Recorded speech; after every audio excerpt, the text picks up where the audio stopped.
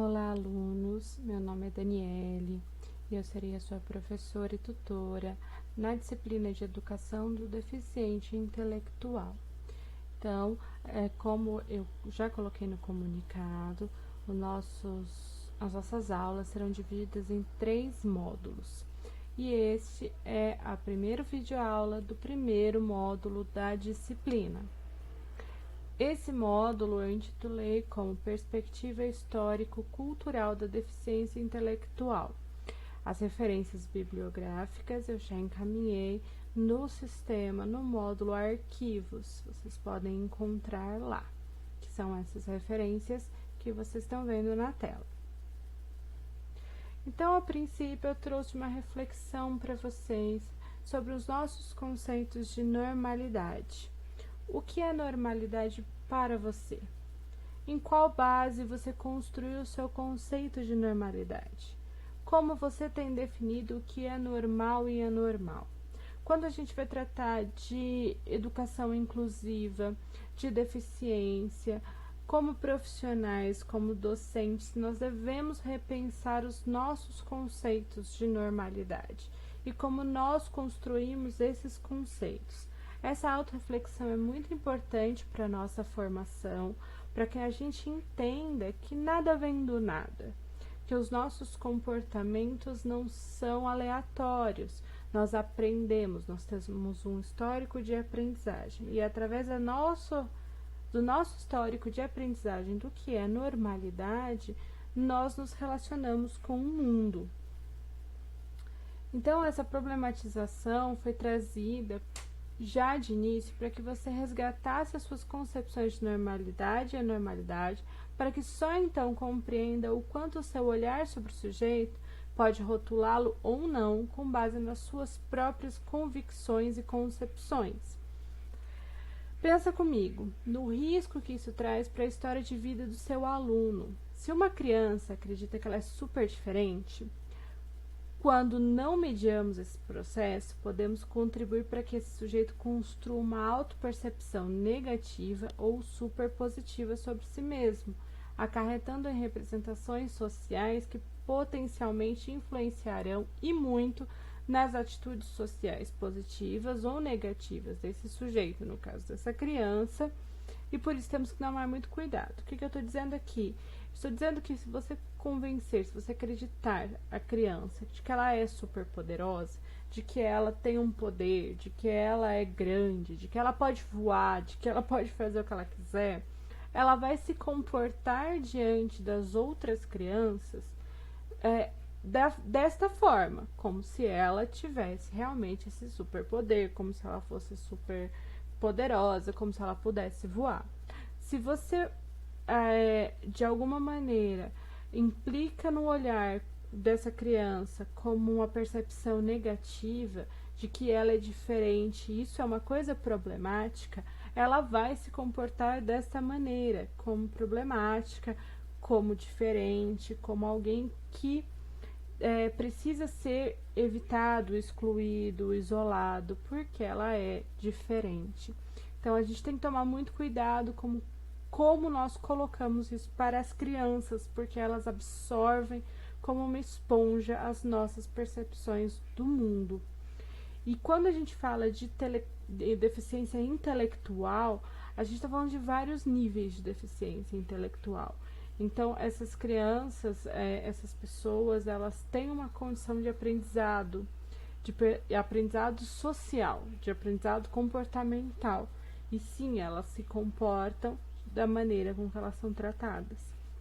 Eu vou trazer nesse módulo esse histórico de como nós construímos as nossas concepções de normalidade ao longo da história, da cultura da nossa sociedade ocidental e como nós construímos o que é deficiência intelectual na nossa sociedade. Então, a deficiência intelectual, hoje, a condição que hoje se conhece por deficiência foi marcada ao longo da história por conceituações diversas, incluindo idiota, imbecil, débil mental, excepcional, retardado, deficiente mental, entre outros. E esses nomes apareceram na medida que novas estruturas teóricas foram surgindo. E os nomes mais antigos passaram a indicar estigmas, xingamentos e pejorativos. Então, você chamar alguém de imbecil, de idiota, de débil mental, é uma coisa pejorativa, mas já foi um diagnóstico. Então, não veio do nada esse estigma. E é isso que a gente vai entender um pouquinho agora. Então, na antiguidade, as pessoas com deficiência, e aqui eu estou falando de qualquer tipo de deficiência, eram tratadas em condições de subhumanidade. E o tratamento único para essas pessoas era de eliminação. Elas eram abandonadas para morrer assim que nasciam com algum tipo de deficiência, assim que apresentavam alguma deficiência, ou eram abandonadas à própria sorte, conforme os pais percebiam que aquela criança não era útil socialmente. Lembrando que até o século XIX, as crianças eram tratadas como mini adultos. Então, se ela não é útil, se ela não pode trabalhar, se ela não pode ajudar, ela precisa ser eliminada, ela não serve para a sociedade. Foi um período muito obscuro da nossa história, mas foi assim que nos constituímos nos primórdios da antiguidade. Até mesmo no Brasil, algumas tribos indígenas mais isoladas até hoje têm essa política cultural de eliminação da deficiência. Algumas tribos aborígenes, né, pessoas que ainda vivem com uma cultura muito forte, que não foi contaminada pela colonização branca, né, pela colonização ocidental, ainda podem ter esse tipo de cultura. A Idade Média, ela vem com uma ideia mais caritativa, assistencialista, né, coitadinha dessas pessoas. Mas, ao mesmo tempo, como a Idade Média era toda construída em cima da religião, essas pessoas também eram colocadas como demoníacas, endemoniadas, resultantes de castigos divinos, e ainda eram muito abandonadas pela própria sorte.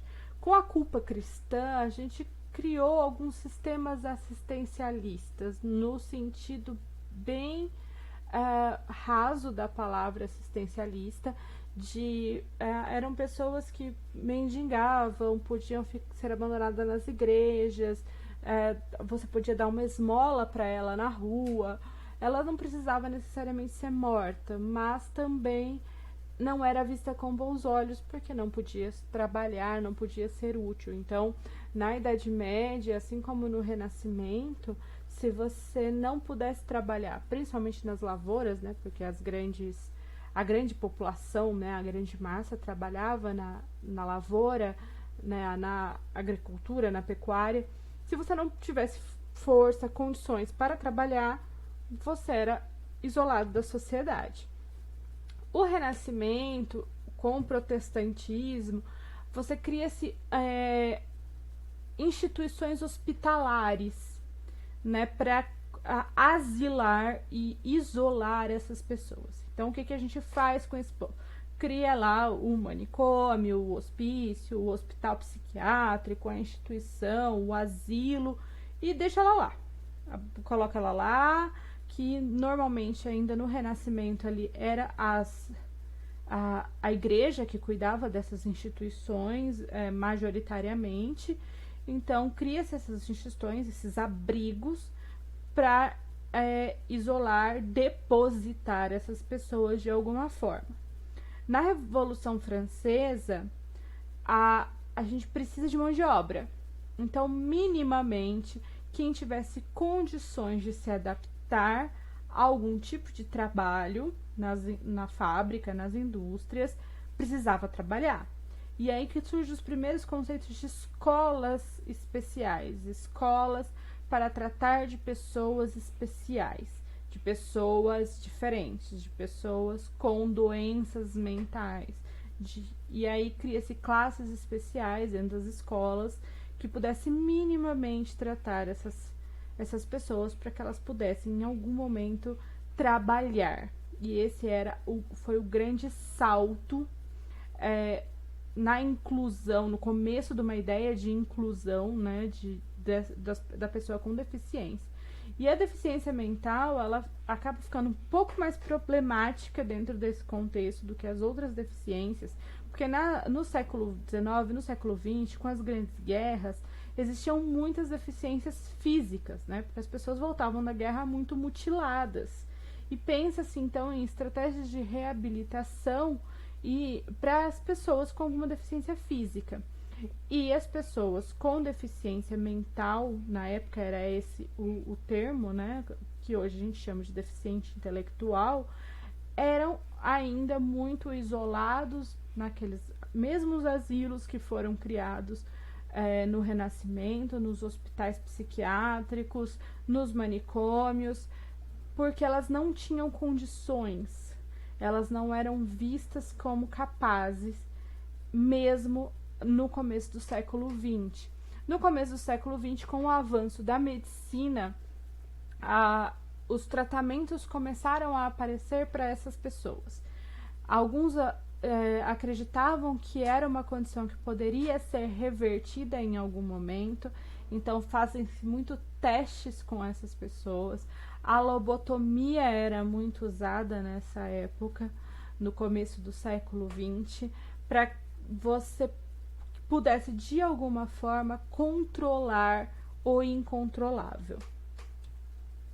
Atualmente, a deficiência intelectual é compreendida como uma condição caracterizada por importantes limitações, tanto no funcionamento intelectual quanto no comportamento adaptativo, que está expresso nas habilidades adaptativas conceituais, sociais e práticas manifestadas antes dos 18 anos de idade. Então, esse é o conceito atual e mais inclusivo da deficiência intelectual. Ela é uma condição, ela não é uma doença, porque ela não tem um tratamento, ela é uma condição do ser humano caracterizada por algumas limitações intelectuais, cognitivas, comportamentais, e ela necessariamente se manifesta antes dos 18 anos, porque você vai perceber isso principalmente lá na educação infantil. E é aí que a escola vai começar a apresentar um grande papel nesse processo. Então, desse panorama, é possível compreender que a gente saiu de um processo histórico de total exclusão da deficiência intelectual até adentrarmos no movimento de normalização desses sujeitos até a sua integração nos espaços comuns. A gente ainda está muito longe da utopia, da inclusão, mas a gente já consegue vislumbrar essa integração e vislumbrar algumas possibilidades de inclusão. Então, a escola, nesse contexto todo, ela tem um papel muito importante, porque é lá que você vai socializar a criança com deficiência intelectual pela primeira vez.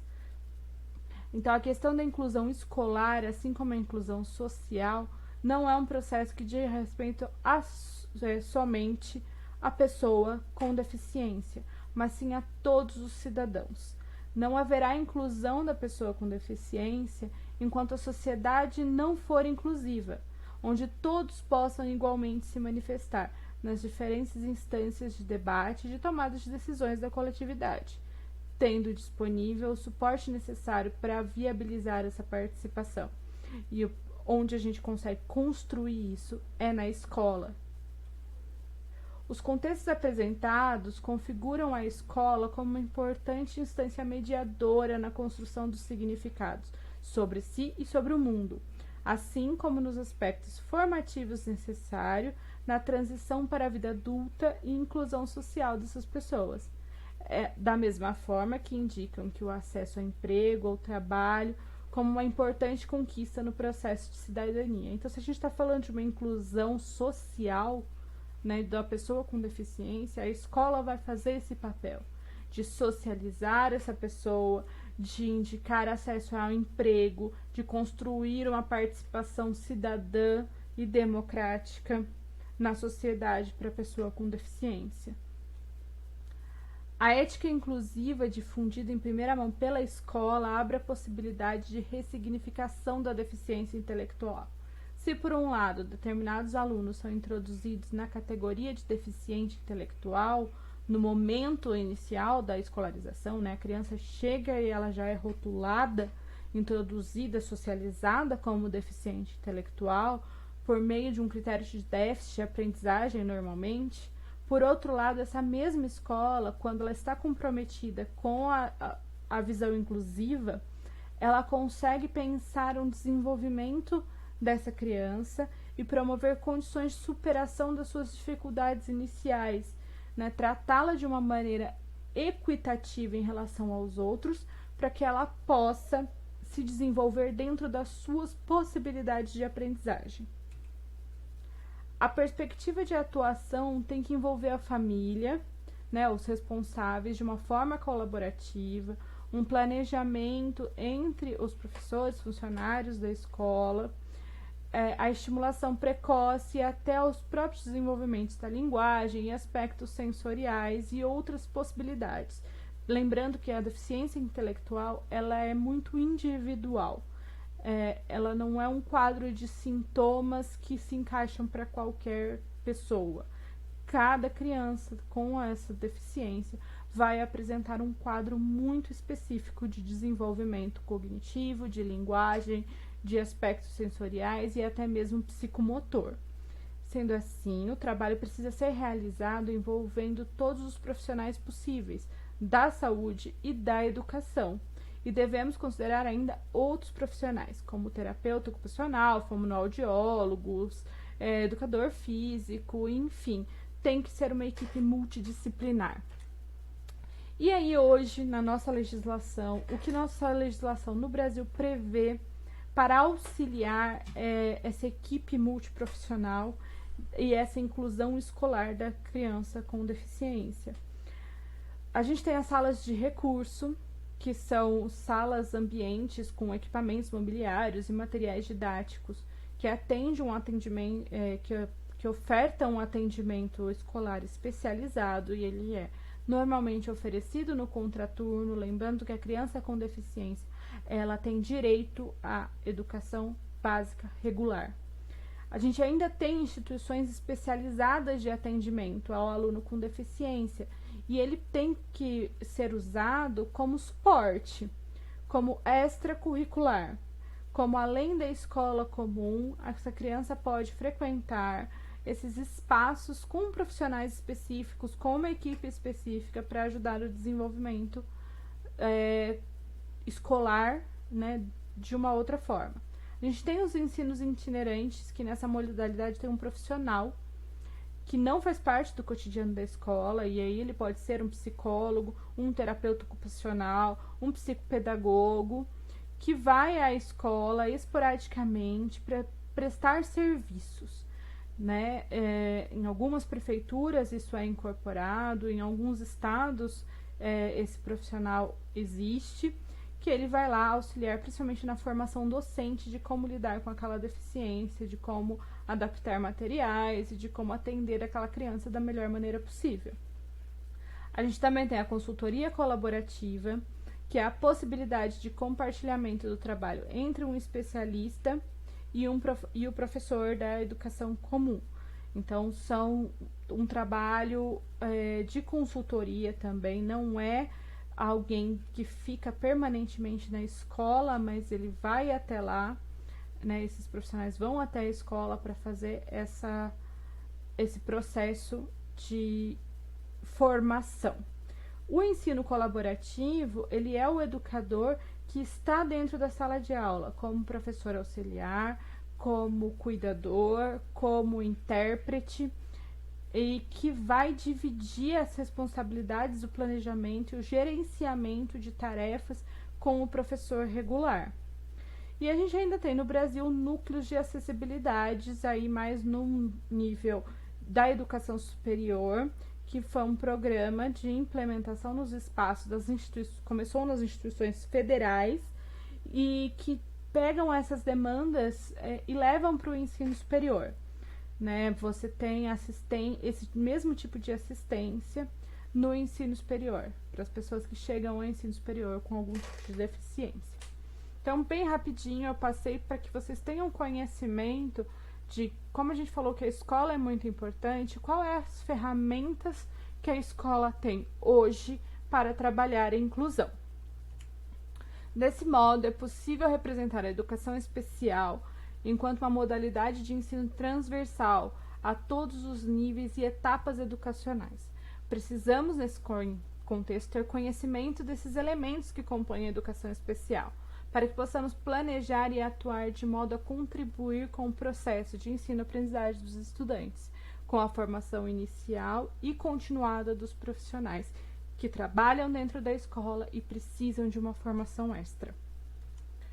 Então, que possamos sempre ressignificar as nossas práticas e concepções a partir da convivência e reconhecendo as identidades e diferenças dessas pessoas.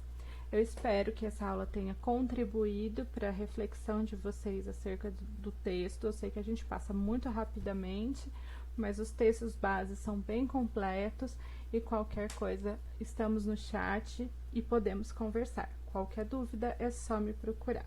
Obrigada e até mais.